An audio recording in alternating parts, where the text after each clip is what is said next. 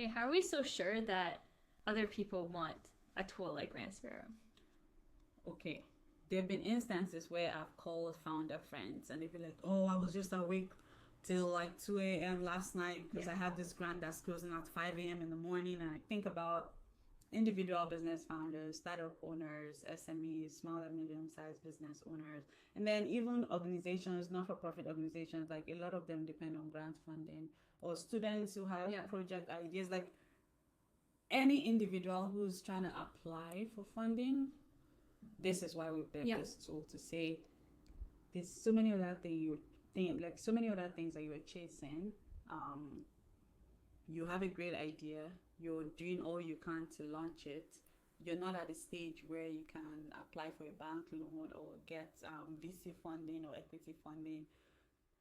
That doesn't mean you should miss out the funding available for you to actually execute your project. Yeah, so we wear many hats, but we are also grant writers.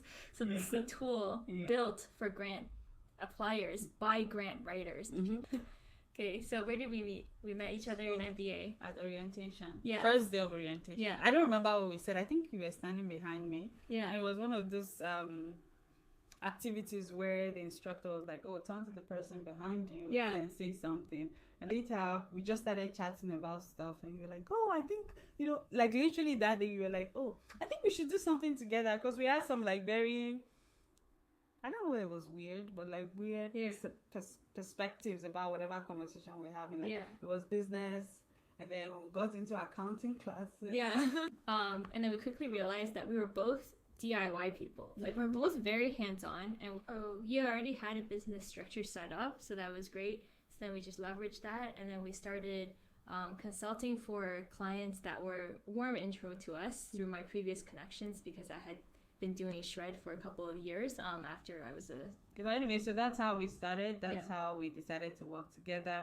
And when we first started writing these really specific SR&ED reports, a type of grant, I remember we got up to like version 10 in some cases, right? It was super frustrating, just like incrementally having to making you like... Yeah, and then I think that part is because we were hands-on. We were the people doing my grant. Right. Yeah, me from an SR&D perspective, I worked at Big Fours, I worked at boutiques. I think I can confidently say, like, even with our own business, by now I've applied for thousands of those SR&D. Yeah, okay. So maybe tens of thousands. I think you might be surprised to know that people get paid to do grants for other people. And the reason they get paid is because of how valuable that time and effort is. So if we think about that logically, then that means there is a value attached to providing grant services. And because of that, there's also value in seeing whether it can be automated and streamlined. Right? Yeah. Because if for anyone who has written grants before, if you're a serial grant writer or grant applicator, is that a word? Yeah. Okay. Because I don't go. Yeah. Serial grant applier, because that's me, like always trying to find the next free money. It gets really repetitive. Yeah. And so you find that most times it's really the same information about your business that you're still presenting, but it's how you position it. Yeah. For each grant. The same information, subtly different ways. Yeah. It's very cumbersome to do manually over. Exactly. And it's interesting that, like, those Big Four that you talked about, Angela, they would rather not serve, like, small, medium-sized businesses or startups that are still in the early stages, because these groups of companies or business owners don't have, like, a large R&D budget.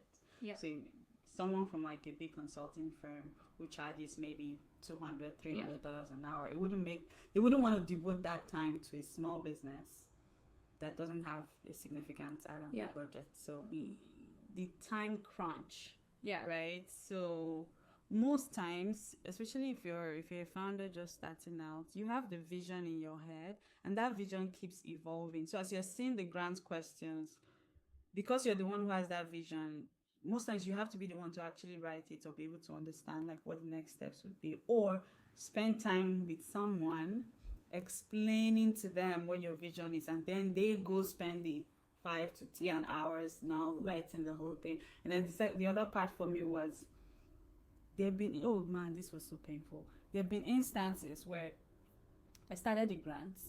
I would usually collect all the questions, put in a document, and then I start filling it in. I'll have it at the back of my mind, like, oh, this thing is due maybe in 2 days. Yeah. And I will forget that it's due at maybe 3 p.m. Maybe it was 5 p.m. Yeah. Imagine having spent all the time Yeah. putting together the questions and responding to them, and you're just like, you just needed to make a little edit, go through it one more time, only for you to realize that you missed the timeline. Yeah. But you've already spent that time out. Yeah. That's so disappointing. But I've had that happen to me so many times, and it's always so painful. Oh, this is like a volume game. Yeah, exactly. Which is about Kind of thing. yeah, the more you can apply with like strong applications, Yeah. written responses, the higher the chances. Yeah. Sometimes there's so much other things that I have to do, and I know in my heart of hearts I really, really, really want to apply for that grant. I know that we're really eligible, and there might be a huge chance that we get it, but there's so much I have to do, and sometimes I just have to let the grants go. I end up not applying for some, and for those that I decide to apply for, it takes quite a lot of time to craft it in such a way that you have a strong story to tell, and every time having to start from a blank page, to rewrite the same thing over and over. I think it was at that point that I was just like, I wish this process, which is pretty much repetitive, can be automated. And then I mentioned it to Angela. We're already thinking about automating the scientific grants. So we're like, oh, actually, why not just put them together? So it started off with, okay, let's create something that we can use internally to increase our capacity to serve clients. But as we kept going, we're like, oh, wait. Yeah. Let's just put it out there. Like, Yeah. empower business owners to actually be able to think from a, scientific perspective. If they're applying for those technical grants, or if they're applying for business grants, save them more time.